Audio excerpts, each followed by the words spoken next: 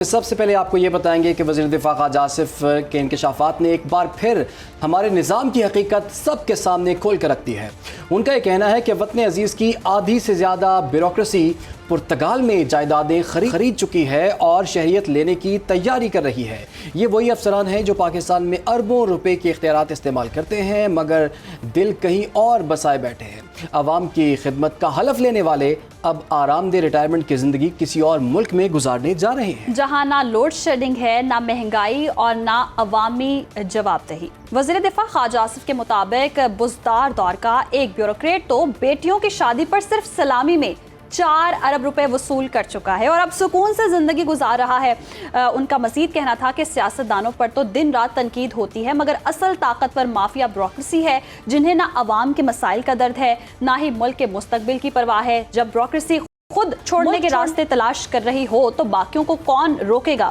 تو سوال یہ ہے کہ جب وفاداری کا مرکز پاکستان نہیں رہا تو پھر یہ مراعات، یہ تنخواہیں اور یہ اختیارات کس لیے دیے جا رہے ہیں؟ ایڈوکیٹ عمران شفیق سابق نیب پروسیکیوٹر نے ہمیں جوائن کیا ہے۔ بہت شکریہ عمران صاحب آپ کے وقت کا۔ کہیے گا جس طرح سے خواجہ آصف نے یہ انکشاف کیے ہیں اور جس طرح سے ہم دیکھ بھی رہے ہیں کہ کہیں اور ملکوں کی شہریت چاہتے ہیں یہ بیوروکریٹس جو ہوتے ہیں، تو جو مراعات، جو تنخواہیں، جو پروٹوکولز اس ملک میں لیے جاتے ہیں تو پھر یہ وفادار تو نہ ہوئے؟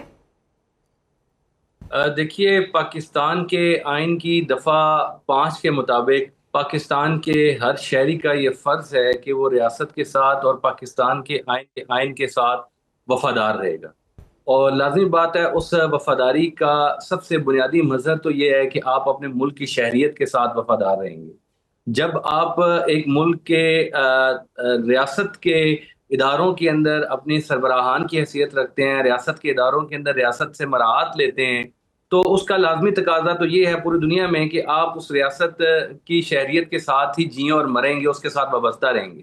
خواجہ آصف صاحب نے جو انکشافات کیے ہیں کوئی نئے انکشافات نہیں ہیں، لیکن بنیادی طور پر خواجہ آصف صاحب جس حیثیت پر موجود ہیں وہ بڑی اہمیت کی حامل ہے۔ وہ اس وقت ایک وفاقی وزیر ہیں، اور وفاقی وزیر نے جو یہ بیان دیا ہے اس بیان کو آپ ہلکا نہیں لے سکتے۔ وفاقی وزیر صاحب نے جو یہ کہا ہے ان پر ایک ذمہ داری اب عائد ہوتی ہے۔ وہ ذمہ داری یہ عائد ہوتی ہے کہ یہ بیان محض سیاست کے صفحات پر نہیں رہنا چاہیے اور ہوائی بیان کے طور پر نہیں رہنا چاہیے، بلکہ ان کے پاس اس کے شواہد بھی ہوں گے، ان کے پاس ان لوگوں کے نام بھی ہوں گے، ان کے پاس ان کی پوری تفصیلات بھی ہوں گی۔ اسی وجہ سے انہوں نے ایک منصب پر ہوتے ہوئے یہ بیان دیا ہے، تو ان کا یہ فرض بنتا ہے کہ ریاست کے 3 ادارے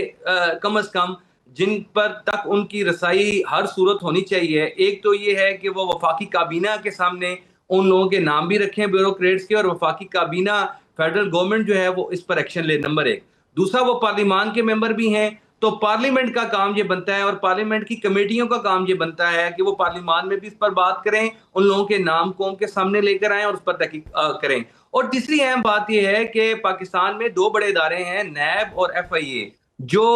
جن کا منصب بھی یہی ہے، جو بنائے بھی اسی کام کے لیے گئے ہیں کہ پاکستان کی لوٹی ہوئی دولت کو واپس لے کر آئیں گے،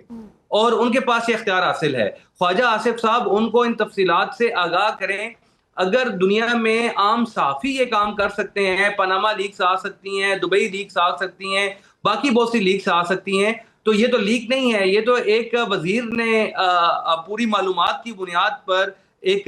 ٹویٹ کی ہے، پورا بیان دیا ہے۔ دوسری بات یہ ہے کہ اب چونکہ یہ ریاست کے اداروں کے علم میں بھی آ گیا ہے، نیب کے پاس سو موٹو اختیار لینے کی پوری طاقت قانون میں موجود ہے، تو نیب کا بھی یہ کام بنتا ہے، FIA کے DG کے پاس بھی اختیارات موجود ہیں۔ یہ ان دونوں اداروں کے سربراہان کا کام بنتا ہے، بلکہ اسٹیٹ بینک آف پاکستان جو ہے وہ بھی اس طرح کے معاملات پر اگر پاکستان کی دولت باہر گئی ہے اور تو اسٹیٹ بینک آف پاکستان کے پاس بھی تمام اختیارات موجود ہیں۔ یہ ان ریاست کے تمام اداروں کا کام بنتا ہے کہ اس پر اگر خواجہ آصف صاحب اگر وہ کوئی درخواست نہیں بھی دیتے تو اس ٹویٹ کو بنیاد بنا کر ان کو طلب کیا جائے، ان سے وہ شواہد لیے جائیں۔ اور یہ ادارے کس مقصد کے لیے ہیں؟ یہ ادارے تو ہے اسی مقصد کے لیے، نیب، FIA، کہ وہ یہ کام کریں گے، منی لانڈرنگ کو روکیں گے۔ پاکستان کے جو بیوروکریسی جو جس قسم کی اگر وہ کرپشن میں ملوث ہے اور لوگ جو ہے وہ باہر، کم از کم ان لوگوں کی تفصیلات تو قوم کے سامنے آنی چاہیے کہ جتنے بیوروکریٹس 19ویں گریڈ سے لے کر جو سیکرٹری لیول تک کے 22ویں گریڈ تک کے افسران جو پاکستان میں مختلف عہدوں پر رہے، ان میں سے کتنے لوگ ہیں جو پچھلے 15 سال میں اپنی نوکریوں سے فارغ ہونے کے بعد باہر ممالک میں منتقل ہوئے؟ ان تمام لوگوں کی جو لوگ باہر منتقل ہوئے یا ان کی اولادیں باہر منتقل ہوئیں، وہ اور بالخصوص وہ لوگ جنہوں نے باہر اس کے بعد شہریت حاصل کی پاکستان سے، ان تمام لوگوں کی ذرا لسٹیں بنائی جائیں، ان کی تمام قوم کے سامنے وہ لوگ لائے جائیں. لیکن عمران شفیق صاحب، سر آپ تو سابق نیب پروسیکیوٹر بھی رہے ہیں، جنرل پریکٹس کیا ہوتی ہے؟ کیا واقعی اتنی سختی سے چیزیں چیک کی جاتی ہیں کسی بھی سرکاری ملازم کی، کسی بھی بیوروکریٹ کی، کہ اس کی جائیدادوں کا ریکارڈ نیب کے پاس موجود ہو، تمام ایسٹس اس کے ڈکلیئر ہوں، اور کیش فارم میں کتنا ہے؟ یا اگر جو ذکر کیا گیا ہے مثال کے طور پر، خواجہ آصف نے بھی کہا ہے کہ ایک بیوروکریٹ نے اپنی بیٹی کی شادی پر 4 ارب روپے کی سلامی وصول کی ہے، تو اس کا کوئی حساب کتاب ہوتا ہے؟ کوئی ایسے ادارے ہیں جو کہ واقعی دیکھ رہے ہوتے ہیں اسے؟ یہ میرے اور آپ کے لیے ہے،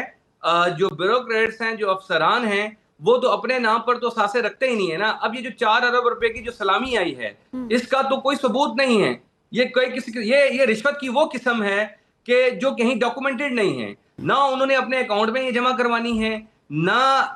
اس کا کوئی ریکارڈ ہونا ہے. یہ سلامی یہ خالی ان کو نہیں ملتی ہے، یہ تو آپ کو پتہ ہے ہر بڑی شادیوں پر جو بیوروکریٹس کے ہیں ہمارے ہاں، جو بڑے بڑے عہدوں پر لوگ موجود ہیں، ججوں کے ہاں بھی ہر طرف یہ پائی جاتی ہے کہ جب ان کو بڑی بڑی سلامیاں ملتی ہیں اس کا کوئی حساب نہیں ہوتا. اور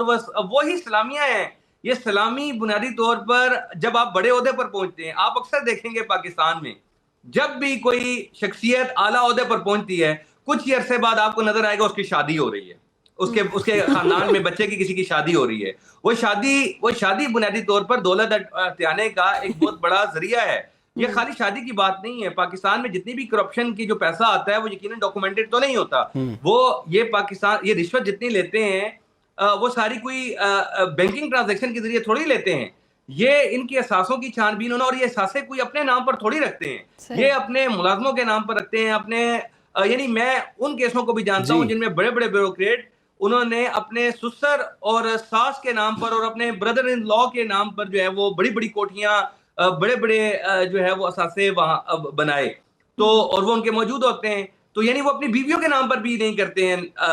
نیب اور اس کے ڈر سے. تو یہ نیب کا کام یہ ہے کہ جب بڑے پروجیکٹس ہیں ان پہ جو کرپشن ہو رہی ہے ان کا سراغ لگائے، جہاں رشوت جاتی ہے وہ اس کا سراغ لگائے. اور بالکل صحیح کہہ رہے ہیں عمران شفیق صاحب، بالکل آپ ٹھیک کہہ رہے ہیں. آپ نے بڑی کچھ ایگزامپلس کا ذکر بھی کیا ہے، اور کچھ ایسی ایگزامپلس جو کہ میڈیا میں پہلے سے ہی ہیں، اور آپ نے بڑا ایک اہم اور باریک نکتہ اٹھایا ہے کہ جب بھی کوئی جس کے پاس پیسے آتے ہیں یا کچھ ایسا مسئلہ ہوتا ہے، کوئی بیوروکریٹ ہوتا ہے، کوئی بھی بڑے عہدے پر ہوتا ہے، تو اس کے بعد کچھ ٹائم کے بعد اس کی شادی ہو جاتی ہے، اور اس کے بعد شادی کے اندر جو ہے ایک ایسی اپرچونٹی ہوتی ہے، لوگ اس کو ہزاروں لاکھوں کروڑوں کی سلامیاں دے رہے ہوتے ہیں. ہمارے ہاں تو شادیوں میں سلامی،